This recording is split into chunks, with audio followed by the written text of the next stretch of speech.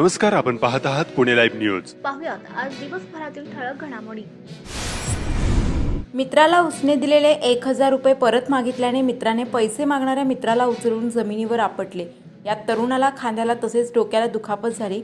ही घटना खेड तालुक्यातील बिरदवडी येथे रात्री 10:15च्या सुमारास घडली.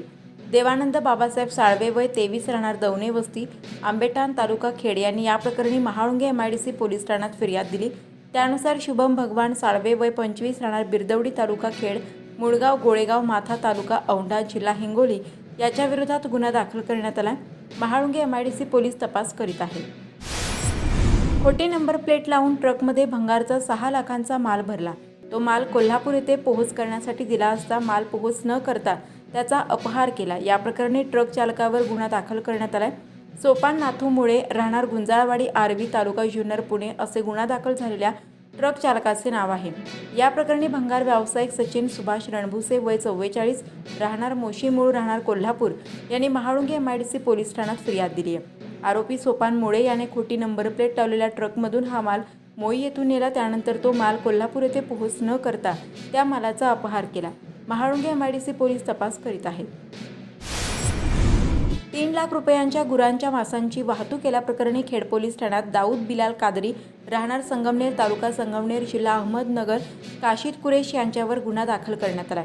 शिरोली गावच्या हद्दीत चांडोली टोल नाक्यावर सदरची कारवाई करण्यात आली. 3 लाख रुपये किमतीचे 1500 किलो मांस जप्त करण्यात आले आहे. खेड तालुक्यात काळूस येथील धनगरवाड्यावर बिबट्याने मध्यरात्री हल्ला केला. यात धनगर बांधवांच्या मेंढ्या ठार होऊन सुमारे 35 ते 40 हजारांचे नुकसान झाले आहे.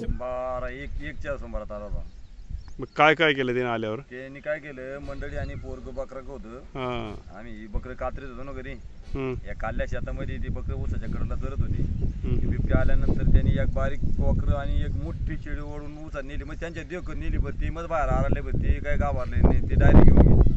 काल पहिल्यांदा झाला, यापूर्वी पाहिला होता कधी? त्याच्या आधी 5-6 दिवसापूर्वी वर आला होता. म्हणजे आता संध्याकाळी मुक्कामाला होतो आम्ही त्या ठिकाणी आला होता 7-7 वाजता. पण त्यावेळी जरा लांब बघितलं आम्ही, त्याच्यामुळे ते लांबची लांब पळाला. मेंढ्यांवरती हल्ला केला. ती महिला आणि एक मुलगा होता. ठीक आहे, मेंढी गेली, समजा शेळी गेली, परंतु जर माणसावर जर हल्ला केला तर अवघड होईल. त्यामुळे त्या बिबट्याचा बंदोबस्त झाला पाहिजे. मोठ्या सिलेंडरमधून गॅस चोरून काढत ग्राहकांची व शासनाची फसवणूक केल्याप्रकरणी चाकण पोलिसांनी एका तरुणाला अटक केली. ही कारवाई शनिवारी सायंकाळी चाकण तळेगाव रोडवर चाकण येथे करण्यात आली. आकाश तानाजी आलदे वय 23 राहणार नाणेकरवाडी तालुका खेड पुणे मूळ राहणार कर्नाटक असे अटक केलेल्या आरोपीचे नाव आहे. पेशवेकालीन प्रसिद्ध असलेल्या टोकेवाडी येथील ढुंडी विनायक गणपती मंदिरात मार्गशीर्ष संकष्टी चतुर्थीला सकाळपासून भाविक भक्तांची दर्शनासाठी गर्दी होती. सकाळी अभिषेकानंतर मंदिर भाविकांना दर्शनासाठी खुले करण्यात आले. रात्री चंद्रोदयानंतर भाविकांसाठी महाप्रसादाचे आयोजन करण्यात आले होते.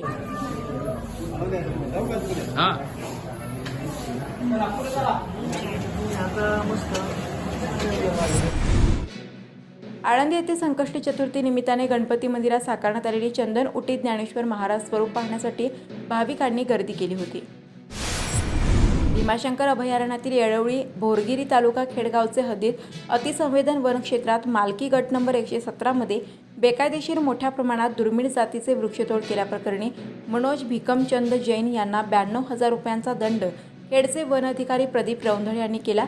याबाबत भीमाशंकर अभयारण्य वन परिक्षेत्र अधिकारी यांनी 16 एप्रिल रोजी खेडचे वन अधिकाऱ्यांना दंडात्मक कारवाई करण्याचे पत्र दिले होते. याशिवाय याच गटामध्ये मोठ्या प्रमाणात JCB यंत्राच्या सहाय्याने डोंगराच्या तीव्र उतारावर 100 बाय 30 फूट बाय 15 फूट उंचीपर्यंत उत्खनन केल्याबद्दल भोरगिरी तलाठी यांनी बेकायदेशीर उत्खनन करून 45,000 ब्रास माती मुरुम खोदकामाचा पंचनामा करून तहसीलदार खेड यांना अहवाल सादर केलाय. अद्याप त्याबाबत कुठलाही दंड तहसीलदारांकडून आकारण्यात आला नाही. उत्खनन करणारे जैन यांनी ही जागा विकत घेतली आहे. त्यांच्या संस्थेसाठी ते बांधकाम करण्याचे काम सुरू आहे. मात्र या कामासाठी जिल्हाधिकारी नगररचना विभाग यांची बांधकाम परवानगी घेण्यात आलेली नाही. हा भाग गावापासून खूप दूर घनदाट अरण्यात असल्याने वन्य प्राणी काजवे पशुपक्षी यांचे वास्तव्य असते. भविष्यात बांधकामामुळे नदी प्रदूषणाचा मोठा धोका आहे. डोंगर खोदाईमुळे माळींसारखी दुर्घटना होऊ शकते.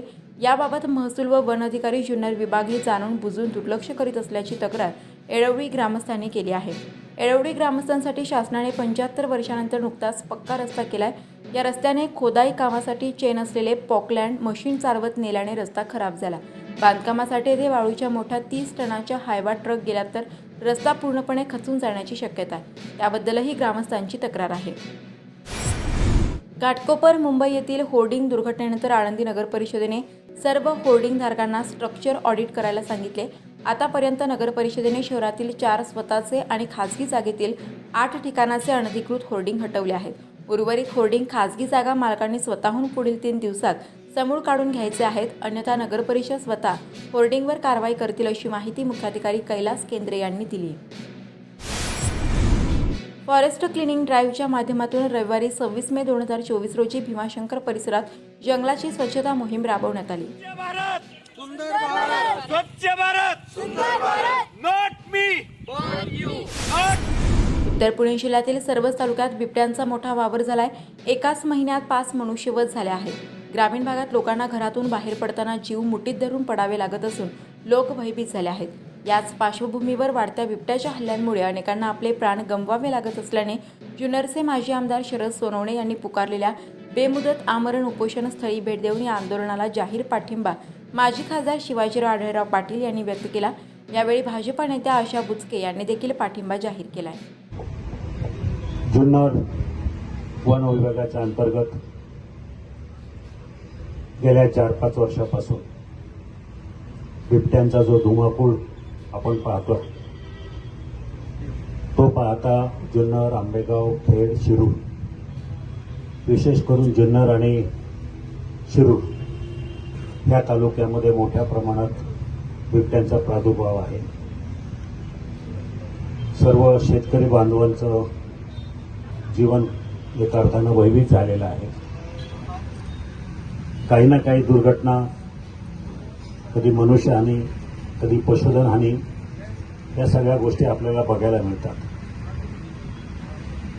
गेल्या महिन्याभरामध्ये या सगळ्या गोष्टींचा एक उच्चांक गाठला गेला.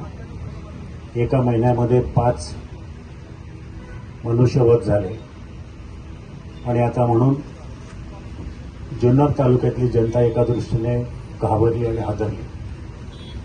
आणि या सगळ्यांचं नेतृत्व करण्यासाठी बिबट ह्या विषयावर सातत्याने आघाडीवर असणारे माजी आमदार शरददादा सोनवणे यांनी पुढाकार घेतला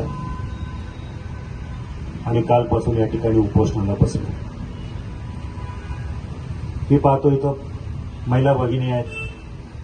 मी काही यूट्यूबवर पाहिले, काही महिला आली आणि रडून धाव पडून तिनं सांगितलं की माझा आमचे 25 लाख रुपये घ्या आणि आमचा मुलगा परत द्या. हे सगळं चित्र पाहता खूप भयावह चित्र या ठिकाणी आपल्याला बघायला मिळतं. एकंदरीत मी सूत्राकडून माहिती घेतली असता भारतामध्ये सर्वाधिक जास्त बिबटे हे आपल्या जुन्नर परिक्षेत्रामध्ये आहे. अंदाजे 450 ते 500. संपूर्ण भारतामध्ये बिबट्याची संख्या 6,500 ते 7,000 आहे आणि सर्वाधिक जास्त बिबट्याची संख्या असलेलं हे आपलं क्षेत्र आहे. सरकारकडनं, मग कुठलंही सरकार असो, म्हणजे महायुती किंवा महाविकास आघाडी, त्या फरकातली जात नाही, पण सरकारचं सातत्यानं या विषयाकडं दुर्लक्ष आहे. हल्ली तर ही संख्या जास्त वाढायला लागली. जशी बिबट्याची संख्या वाढायला लागली तशी मृतांची संख्या वाढायला लागली. एक स्टॅटिस्टिक जर सांगायचं झालं तर आपल्या जुन्नर परिक्षेत्रामध्ये गेल्या 10 वर्षामध्ये जवळजवळ 22 मनुष्यवध झाले. 22. त्यातले फक्त गेल्या 6 महिन्यामध्ये आपल्याकडची संख्या जवळजवळ 5 आहे 22 पैकी. म्हणजे किती वेगानं मनुष्यहानी होते याची सरकारनं दखल घ्यायला पाहिजे. या सगळ्या मागण्या त्यांच्याकडे मांडून परवाच्या दिवशी सकाळी राज्याचे उपमुख्यमंत्री अजितदादा पवार यांच्याबरोबर माझी बैठक आहे. या विषयावर 2 गोष्टी याच्यात प्रामुख्यानं, बिबट निवारा केंद्र यासाठी आपण जी जागा अनेक वर्ष, शरददादा असेल, मी असेल, अतुल बेनके असेल, सगळे त्यांच्या म्हणण्यानुसार जागा ताब्यात आल्यासारखी ताब्यात आलेली आहे. परंतु ते केंद्र स्थापित करण्यासाठी त्यांना अजून वर्ष 1.5 वर्ष जाईल. तो कालावधी मला वाटतं खूप जास्त आहे. जागा जर आलेली आहे, मग तुम्हाला जागा सपाट करून त्या ठिकाणी फक्त पिंजरेच बसवायचे सध्या, त्यासाठी वेळ जायला नको आहे. शासनाने याच्यासाठी गांभीर्यानं बघितलं पाहिजे, त्याचा सुद्धा मी पाठपुरावा करणार. दुसरं, बिबट्यांची नसबंदी हा सगळ्यात मोठा महत्त्वाचा मुद्दा आहे. माझ्या माहितीप्रमाणे त्यासाठी मागणी जरी केलेली असली तरी दुर्दैवाने ती मागणी अजून कुठल्याच केंद्रामध्ये, कुठल्याच राज्यामध्ये मंजूर झालेली नाही. स्टेट लेवल एक कमिटी असते, त्याचे अध्यक्ष मुख्यमंत्री असतात. त्यांना मी विनंती करणार आहे की आपण आपल्याकडनं एक प्रपोजल सँक्शन करून वर पाठवलं तर त्याला सेंट्रल झू अथॉरिटी पण आहे आणि वन खातं केंद्राचं त्यांच्याकडनं ती जी परवानगी लागेल, त्याला वेळ जाईलच खरं, पण ते कमीत कमी वेळात कसं त्या गोष्टी मंजूर करून आणायच्या यासाठी मी सुद्धा पुढाकार घेईन. माझ्याबरोबर आशाताई असतील, अतुल बेनके असतील, शरद वगैरे असतील, आम्ही सगळेजण मिळून हा प्रश्न लवकर सुटला तर बरेचसे आपलं जे म्हणणं आहे त्याच्यावर नक्कीच मान्य होईल असं वाटतंय. कारण जागा मोठी आहे.